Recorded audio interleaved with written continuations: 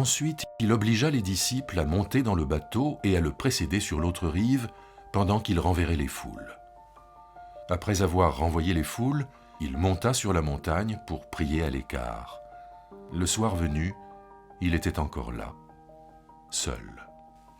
Le bateau était déjà à plusieurs stades de la terre, malmené par les vagues, car le vent était contraire. À la 4e veille de la nuit, il vint vers eux en marchant sur la mer. Quand les disciples le virent marcher sur la mer, ils furent troublés et dirent « C'est un fantôme !» Et dans leur crainte, ils poussèrent des cris. Jésus leur dit aussitôt « Courage, c'est moi, n'ayez pas peur. » Pierre lui répondit « Si c'est toi, ordonne-moi de venir vers toi sur les eaux. » « Viens, dit-il. » Pierre descendit du bateau, marcha sur les eaux et vint vers Jésus. Mais en voyant que le vent était fort, il eut peur, et comme il commençait à couler, il s'écria « Seigneur, sauve-moi !» Aussitôt Jésus tendit la main, le saisit et lui dit « Homme de peu de foi, pourquoi as-tu douté ?» Ils montèrent dans le bateau, et le vent tomba. Ceux qui étaient dans le bateau se prosternèrent devant lui et dirent « Tu es vraiment Fils de Dieu. » Alors voilà, je crois que, comme souvent dans l'Évangile, ce texte est d'abord à inscrire dans son contexte. Donc le récit qui précède ce texte est celui de la multiplication des pains dans l'Évangile de Matthieu. Et donc la première multiplication des pains, et donc après ce récit de la multiplication des pains qui a dû fortement impressionner les foules, le premier verset nous dit « Jésus obligea les disciples à monter dans le bateau, à le précéder sur l'autre rive, pendant qu'il renverrait les foules. » Jésus oblige les disciples à monter sur le bateau. Le verbe « obliger » est un peu presque violent, enfin je veux dire, en tout cas... Autoritaire. Autoritaire, voilà, Oui. c'est ça. Pourquoi Jésus, à ce moment-là, oblige-t-il les disciples à traverser la mer sur le bateau et en plus, dans la traversée, vont rencontrer la tempête? Pourquoi Jésus a-t-il ce besoin de solitude? Ça me fait penser au début de l'évangile de Marc. Il a eu beaucoup de succès aussi, il a fait des miracles, etc. Tout le monde est content, on l'acclame. Et lui, au petit matin, alors que personne n'est encore debout, il va à l'écart pour prier. On a exactement la même chose ici. C'est-à-dire qu'il oblige les disciples à partir pour se retrouver seuls. Et après avoir envoyé la foule. Ouais. On peut penser aussi au parallèle dans Jean 6. Ouais, ouais. La foule veut le faire roi, et puis lui, il s'en va. Il s'enfuit, pourrait-on dire même presque. Et puis là, dans ce texte de Matthieu, je crois que ce qu'il y a de caractéristique, c'est quand même ce besoin de solitude et de prière. On pourrait dire que Jésus est une sorte d'anachorète qui veut, dans la solitude, prier. Alors, ça pose d'ailleurs des tas de problèmes théologiques, parce que, comme disent les braves gens, puisqu'il est le Fils de Dieu, il n'a pas besoin de prier, il vit en plein dans la prière. Ça pose des tas de problèmes, finalement. Ouais. Moi, je trouve que peut-être qu'une des clés, c'est peut-être le rapport à la foule. Oui. Le rapport à la foule qui est toujours un petit peu ambigu. Dans les évangiles, on nous dit à la fois que Jésus a pitié des foules, parce que les foules sont comme des troupeaux sans berger, et à la fois, on voit que Jésus se méfie des foules, parce que les foules, c'est... peut-on faire confiance à une foule? Je dirais, moi j'aime bien, il y a un passage, là, je voudrais juste lire à propos de la foule, dans l'évangile de Jean. À un moment, on nous dit que, à la fin du chapitre 2 de l'évangile de Jean, pendant que Jésus était à Jérusalem à la fête de la Pâque, beaucoup mirent leur foi en son nom à la vue des signes qu'il produisait, mais Jésus, lui, ne se fiait pas à eux, parce qu'il les connaissait, il n'avait pas besoin qu'on lui présente un témoignage sur l'homme. C'est-à-dire que Jésus se méfie d'une foule qui aurait peut-être tendance à s'enthousiasmer un peu trop vite. Et là, on voit bien, vous avez évoqué tout à l'heure vous-même le parallèle avec l'évangile de Jean, où effectivement, dans l'évangile de Jean, après la multiplication des pains, la foule veut vraiment kidnapper Jésus pour le faire roi. Oui. Et c'est cette espèce de fascination autour du miracle que Jésus récuse très, très fortement en renvoyant la foule, en renvoyant ses disciples au milieu de la mer, et lui en se retrouvant seul sur la montagne. Oui, puis je crois que chez Matthieu, c'est quand même très caractéristique que l'enseignement que Jésus dispense à la foule n'est pas le même que celui qu'il dispense à ses disciples. Par exemple, la parabole du semeur. Les disciples, après, le prennent à part, lui disent « explique-nous », etc. Et ce qui pose des problèmes, d'ailleurs. Est-ce que ça veut dire que Jésus acceptait d'être pour les foules simplement un sage, qui dispense une parole de sagesse? Alors, par exemple, la parabole du semeur, ça voudrait dire qu'il faut savoir profiter des bonnes occasions.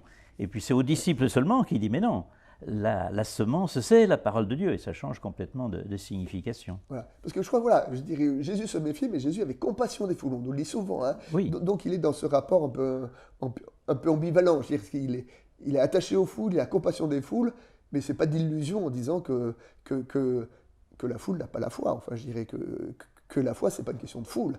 La foi, c'est d'abord fondamentalement une démarche personnelle. Tout à fait.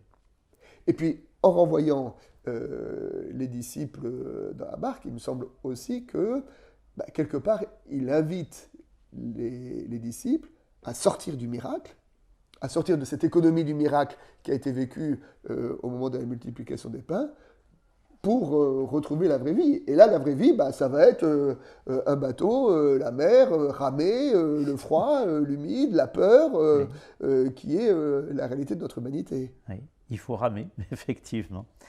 Mais c'est intéressant que vous disiez tout à l'heure la première multiplication des pains, parce que c'est quand même un grand mystère pour moi de l'évangile de Matthieu.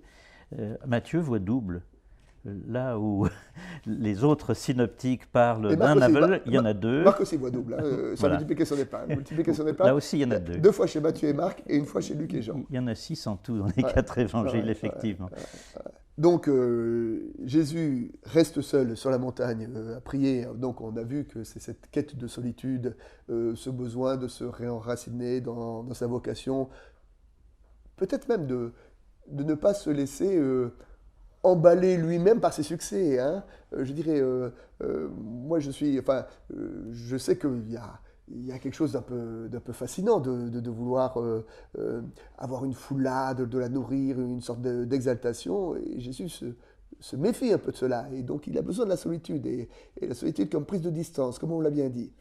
Et puis donc, il envoie ses disciples. Et ses pauvres disciples, il les envoie où? Il les envoie dans la tempête. Je veux dire, il les envoie dans l'épreuve, il les envoie dans la nuit, le vent, la fatigue. Les disciples rament, les disciples ont peur. Et puis, Jésus arrive vers eux en marchant sur les eaux. Alors, la marche sur les eaux, est-ce qu'il faut y croire? Enfin, qu'est-ce qui s'est passé et qu'est-ce que ce texte nous dit? Pourquoi, Jésus a-t-il vraiment marché sur les eaux comme on marche sur la terre? Alors, il y a des explications pseudo-scientifiques, oui, mais compte tenu de la salinité de la mer, etc. Bon, ça me semble absolument sans intérêt. Ouais. En revanche, ce qui est peut-être intéressant, c'est toujours de voir la culture biblique qui est derrière. Hein. C'est la traversée de la mer Rouge, c'est Élisée qui franchit le Jourdain à pied sec en utilisant le manteau de son maître Élie pour fendre les eaux, etc. Mais je crois qu'il y a toujours un certain danger de mettre en valeur ces phénomènes un petit peu surnaturels. Et je me demande si finalement il n'y a pas un peu une certaine pensée païenne derrière. Dans les mythologies grecques, par exemple, et latines, quand les dieux viennent sur Terre, il faut qu'ils fassent des choses extraordinaires pour qu'ils soient reconnus comme tels. Et quand on me disait dans mon enfance que les miracles étaient la preuve de la divinité de Jésus, je me demande s'il n'y avait pas un certain paganisme à dire les choses comme ça. Moi, je pense que, comme toujours, il faut prendre l'Évangile pour ce qu'il est, c'est-à-dire une bonne nouvelle pour nous. Alors, à la limite, peu importe qu'il ait réellement marché sur la mer ou pas, qu'est-ce que veut dire pour nous cette image? Oui, c'est ça. En fait l'Évangile, c'est quoi? Il utilise le style de la narration, donc oui, de raconter pour nous transmettre un message. Et donc, ce à quoi il faut être attentif, c'est quel est le message qui est transmis à travers ce texte, et non pas sur la matérialité de la chose. Tout à fait. En quoi est-ce un évangile pour nous? Voilà, alors, interprétons. Alors, le message de la marche sur les eaux, ça correspond à quoi alors? Alors c'est assez curieux, pendant mes études de théologie, j'avais un peu travaillé ce texte dans des Bibles catholiques et dans des Bibles protestantes, parce qu'à l'époque c'était genre distinct, hein, et alors c'est assez curieux les intertitres que les éditeurs ajoutaient. Dans la Bible catholique, c'était une image de l'Église, hein, sans doute en raison de la fin du texte où ceux qui étaient dans la barque se prosternent devant Jésus, etc. Image de l'Église. Je pense qu'aussi, de façon un peu sous-jacente, il y avait l'idée que c'était Pierre, hein, et ses successeurs, le pape et les évêques qui marchaient sur les eaux, etc. Enfin, je pense qu'il y avait un petit peu ça. Oui, puis dans la symbolique, l'Église a parfois été représentée comme une barque, qui oui. était ballottée par les tempêtes de notre temps, enfin du monde. Et comme disait méchamment Monseigneur Duchesne, historien de l'Église, aussi catholique qu'on peut l'être, et l'Église c'est une barque qui marche à la gaffe. Oula. Bon, fermons la parenthèse. Ouais. Oui, moi je crois que c'est plutôt une image de la foi en fait, hein, et c'était les intertitres de mes Bibles protestantes. Alors qu'est-ce qu'elles disaient les intertitres des Bibles protestantes?